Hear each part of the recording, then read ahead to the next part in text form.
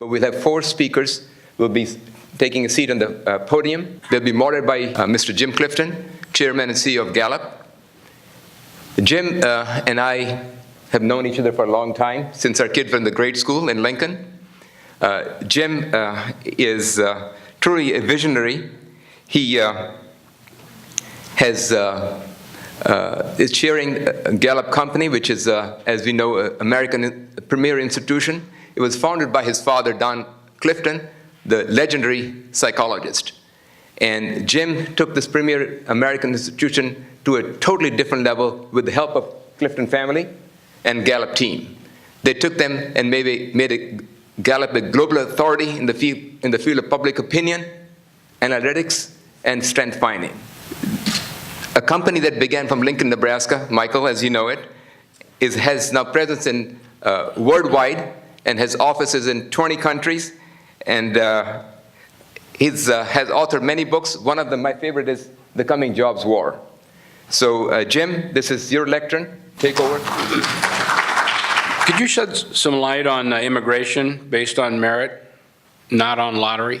Well, it looks like I got to go. This is a tough question. So in this Congress, obviously immigration has become a very turbulent issue that we're dealing with. Let me just talk about H-1Bs for one moment, because this is a very serious topic. I have 2 observations on this. One, for the first time in modern American politics, H-1B has become a political issue.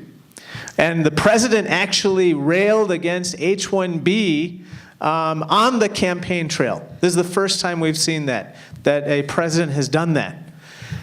As a consequence, H-1B has become, in some circles, a 4-letter word. And so we have to deal with the reality that it's now become a politicized issue. I have made it a mission of my office to focus on indigenous workforce development, making sure that Americans and native-born Americans can take the jobs that exist in the workforce. However, there are 6 million unfilled positions in the workforce, according to the Bureau of Labor Statistics. So we have to continue to attract the best and the brightest from around the world to take the positions that exist to keep the American economy prosperous. Those include H-1B holders. I am doing everything I can, along with my good friends on the other side of the aisle, to remove the per-country caps on H-1B holders so that they can finally become permanent residents. Now, let me just conclude with one anecdote. It's so bad right now, the wait times, that some people are having to wait 12 to 15 years to become a permanent resident after becoming H-1B. I have a friend in Springfield, Illinois, who's a physician, a very accomplished physician. He came to me and said, Raja, I have to wait 14 years. I'm an H-1B holder to become a permanent resident. And I said, okay, well, I'm going to work on this issue. What's your plan B? And he said, Raja, I have a 4-year-old son who was born here. In 14 years, he's going to become able to sponsor me for permanent residency. And I said, you better take good care of your plan B. Shashi, this is the most impossible question of the day, and they directed it at you, so it's not me picking on you. I'm used to it, don't worry. Go ahead. Okay. How come in India we're moving farther to the left and farther to the right, and we don't have more of that wonderful middle? And if you nail that one, answer it for the U.S. too. Well, in India, frankly, right and left have become increasingly meaningless terms, because the question is, if you mean economic policy, I think by and large both sides can converge on the center, and that pretty much the major economic issues where this government can point to any success have been policies which were initiated by the previous government, such as the Jan Dhan, which we unimaginatively call direct benefits transfer, or FDI and insurance, or the bankruptcy law, or even the GST, which was a Congress initiative that had been obstructed for several years by the very people who are in power today and who obstructed it when they were in opposition yesterday. So in many ways, on economic policy, we are already in the middle. It's unfortunate, however, that the approach appears to be, we'll do it when we're in power and we'll block it when we're in the opposition, which is not the most constructive way forward. The things where we disagree with the government are the things that have failed spectacularly, like the demonetization scheme or the way in which the GST has been implemented. So as I said, right and left are debatable. In fact, within the ruling coalition, Tarun Vijay can speak to this, there are people, for example, the economic philosophy articulated by the RSS and its front organizations, such as the Swadeshi Jagran Manch, are much to the left of where the Congress party ended up with liberalization in 1991. So that what is left and what is right becomes seriously questionable. Similarly, the BJP is called right because of its cultural nationalism. The main difference is that we consider ourselves to be equally nationalists, except ours is an inclusive nationalism, which accommodates people of all faiths, all backgrounds, all religions, and the BJP has a somewhat more restrictive definition of what they consider to be truly national. So these are things which I don't think easily lend themselves to left-right dichotomies, but there is no question that there is unpleasant partisanship in our political space, which is probably just as bad as you have in your Congress, no question about it. And the kind of collegiality that used to be seen across the political divide in India is much more absent today, and that's something, therefore, that makes no Indian entitled to give any advice to the Americans. We're just It used to be when a far left or far right or left and right, at least in Washington, were together, you kind of kid about it. It's not funny anymore. Let me try a yes-no question on you, Sasha. I'll challenge you to make it a yes-no question. Do you think India ideologically is more divided than any time in your life? Yes. There it is. Varun, here's a question. This is not my voice, this is somebody else. In the past, we had colonial imperialism. Now we have another form of imperialism, economic imperialism.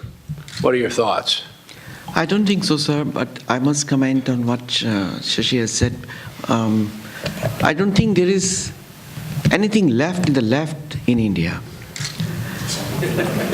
So there is no question. You're not right. There is no question. The question doesn't arise whether India goes to left or right. India is going in the right direction. And secondly, we have two categories of opposition in India. One, who say nothing good about anything good happening in India. And the second category is who see nothing good about anything good happening in India. With that, I think the economic imperialism is a very misnomer. There is nothing that kind of, but certainly we are, like President Trump has used, we are very happy about economic patriotism.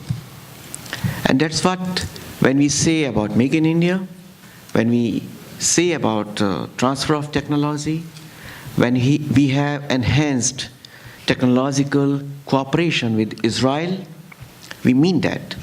We mean that our India must become factory to the world.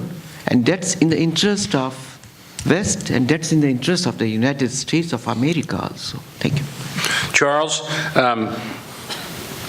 where do you see Indian-Chinese relationship? This is, again, not my voice. It's a member of the audience. With India-Chinese relationship with the U.S. in 10 years. When we're here in 10 years, what will you hope to be reporting? You know, if I can take the liberty, I wanted to say just a word about economic imperialism, because I think that the world, some countries experienced the Industrial Revolution earlier and other countries later, and so we have disparities in the world. And one thing that we've seen with the rise of Japan, the rise of China, and now the rise of India is that those country disparities are lessening. But what is increasing is the internal disparities within countries, and so the imperialism, in a sense, that we need to address is a domestic issue, and I think that's important. I think with respect to China, India, and the U.S., what's really important is to try to get all of these relationships right. The India-China relationship, as you have said, is not one that is totally negative. It's one that has positives and negatives. The U.S.-China relationship is the same way. And so we have to work on both of those relations. Can I just make a comment on China, if you allow me? Please. I think I endorse what he has said, and I see a growing togetherness between India, China, and USA. I don't see that this is impossible. I must tell you, just recently in June, mid-June, 21st of June, in one Chinese city, 10,000 Chinese in one area in a Buddhist temple did the yoga. 10,000 Chinese. The people-to-people contact with China is increasing manifold. Unimaginably, we don't understand the potential of that. Indian companies are working very well in China, and Chinese companies in India. So in spite of a little hiccups, we do have hiccups with many other countries also, including US. But I see positivity in our relationship in the near future. Raja, this one's absolutely impossible. So, and it was directed at you. So I wanted to. Do you think that the toxic and dysfunctional atmosphere in Washington is negatively affecting the image of the U.S. international and a desire to enter into friendships with us? Now, there's also a backup, and if so, what are you going to do about it? Yeah, I think so. So let me give you a little fun fact. So I was sworn in on January 3rd, and that very day I signed up to be in the congressional gym. And so I go to the congressional gym, and my locker mate is none other than a certain Paul Ryan, our speaker. And it turns out that now I'm surrounded by Republicans, including Paul, but we've become very good friends. And I think that we never talk politics, we never talk about government, we never talk about legislation, we talk about family, and we talk about my beloved Chicago Cubs. But aside from that, what I see is that the people who come there on both sides of the aisle are really good people, very impressive, like Jeff Fortenberry and others. And I'm doing everything I can to build bipartisan cooperation on any number of fronts. And I think that we're making progress, although it's somewhat under the radar. And if we can build on that progress and produce some tangible results, we can try to break through kind of the ideological struggles that dominate Washington. Last point. One of the reasons, unfortunately, is that our incentive structure in Washington, D.C. is messed up. If you want media coverage, you have to recognize in Washington, D.C. that the media likes to cover hand grenades and not handshakes and hugs. And so that is an enduring struggle that we have to correct the incentive structure and to get the media to start to cover some of the cooperation, because in doing so, you will also incentivize that. But you here, the public, has to demand it. So I thank you. I really agree with that point. The problem that they face is there's no ratings if they cover the. Shashi, what were you going to say? No, I just wanted to endorse that last point that Congressman Krishnamurthy made, because it's similar in India. But in some ways, on his first point, actually we have structural impediments to bipartisanship in Parliament, because our system, being a parliamentary system, the parties are much stronger. On every issue, on every bill, whips are issued. And not only are you obliged to vote with your party, but under the anti-defection law, if you vote contrary to your party whip's instructions, you can lose your seat in Parliament. So it's so draconian that there is actually no bipartisanship possible other than in terms of superficial elements of bonhomie. But when it comes to votes, it's always a party line vote, always, on every issue. There's no flexibility. It's one of the many flaws of the parliamentary system that I've written against. I'm going to come back to you, Roger, just for a quick question. You know, it's not just that Congress's image is tanked in the United States. Literally every institution, even the Supreme Court, they're all lower than they've ever been. I think it's easier to pick on, I'm not sticking up for you, but I think it's easier to pick on you guys. You know, there's one institution that continues to soar, and that's the military. But it's kind of it's a lot to think about that Americans have lost all their confidence in all institutions with the military. Do you have a comment on that? No, We got a lot of generals in the White House, too. I'm just saying. I concur. I concur with that, but I'm optimistic. I see that there's incredible cooperation going on, especially in the younger generations of members of Congress. I think we are fresh off of the elections where the message was loud and clear, especially with the election of President Trump, which is that you, Washington, D.C., are not listening to me, the voter. And as a consequence, I believe that, folks in my classes and some of the younger folks who are among the rank and file are trying to work together.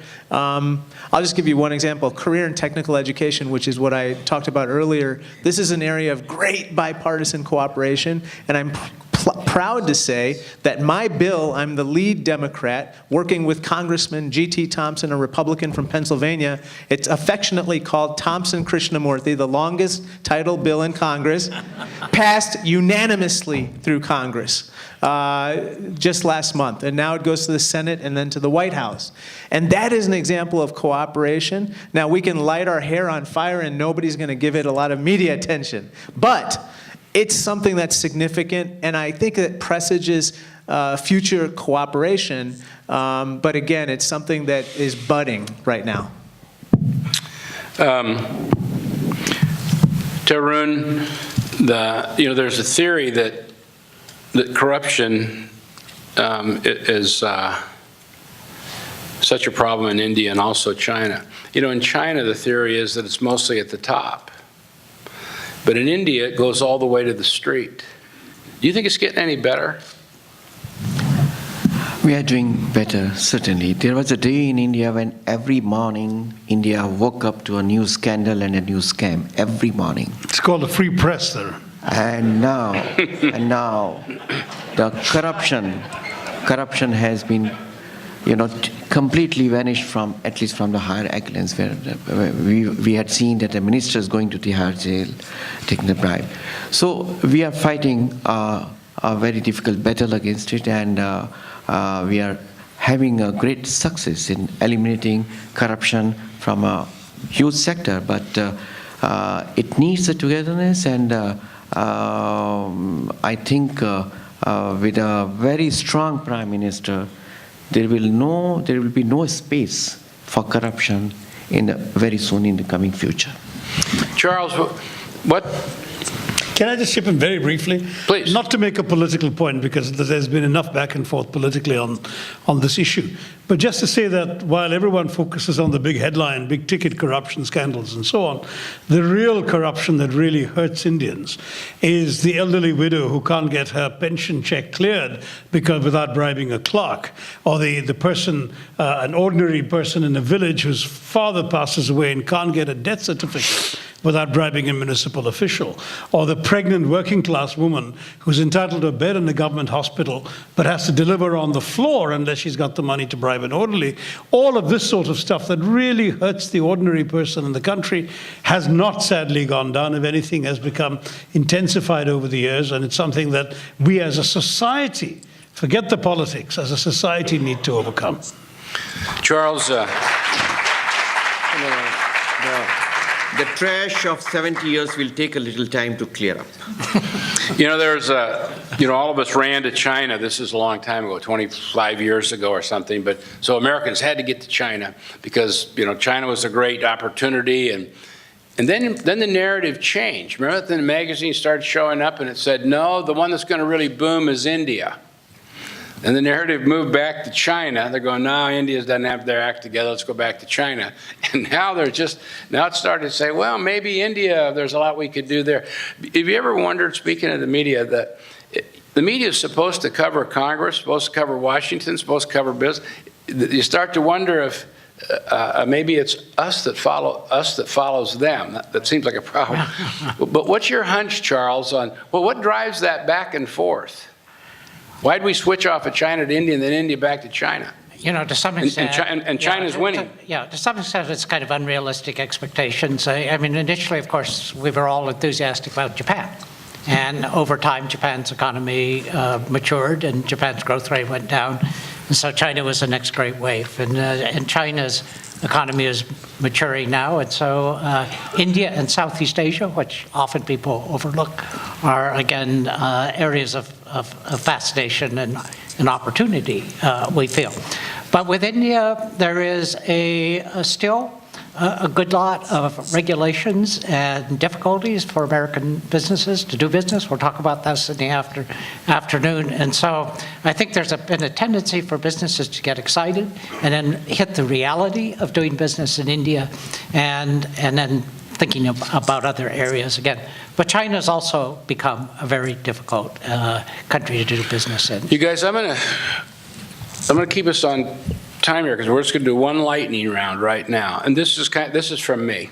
But you know, if I was an Indian, what I'd really be concerned about, it's not as much about migration and immigration and masses and all that. It's where the stars go. You know, just 1, 2, 3. I mean, it's amazing how they change. You know, the facts about 40% of the companies out in Silicon Valley. You know, in one way, San Francisco and Silicon Valley sort of saved America. Hell, it was Indians that saved us. You know, my company, we go to India because we can sort through and find IT people, you know, and we're just sorting through the stars. So then we moved 100 people here to Omaha. They love it here. They're never going back. You know, we try to do all the things we can with senators and that to try to, we keep them here. But do you ever get concerned that there's a star search going on in India and the United States, probably more than anybody else, and Britain, but we're pulling the stars out? What do you let's do a quick lightning round, then we'll adjourn. Well, I think that some people view India as a supernova. There's any number of stars, innumerable stars that emerge. But the interesting thing is that these stars have feet in both countries now. They have 1 foot in India, 1 foot in America. Just as some people talk about make in India, they're also concerned about making in Illinois and making in Nebraska. And so I think that these are the folks, they are the bridge. They are the ones who are going to come up with the win-win to transform the relationship and take it to the next level. Shashi? No, I think Raja is right.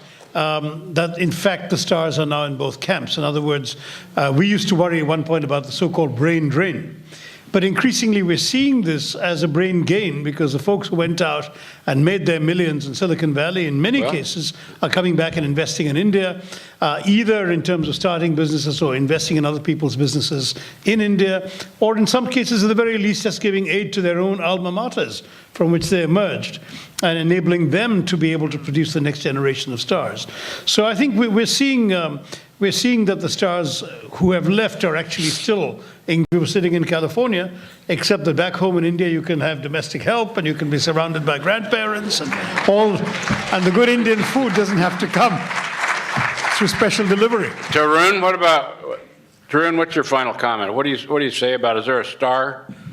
I think the young problem? stars are changing and transforming the scenario completely, and we hope that they make the dream of an average Indian and average American realized. I will sum up only in just 2 words. Young stars will make it happen. Jai Hind and Jai America. It has to be a win-win situation for both the countries, and I have full trust in them. Charles, the final comments are yours. Well, I just agree with what has been said by everyone here, but I'm impressed at how there are stars that come to the United States and are supernovas in our country, and then there are stars that are backroom office stars in India, and our companies will go to India and they learn from India what our HR policies are and everything else, you know. So I think it just shows in this 21st century, we have an interdependence that is, in fact, a win-win, as the Congressman said. You guys, those are great comments. We're adjourned. Thank you. Thanks very much.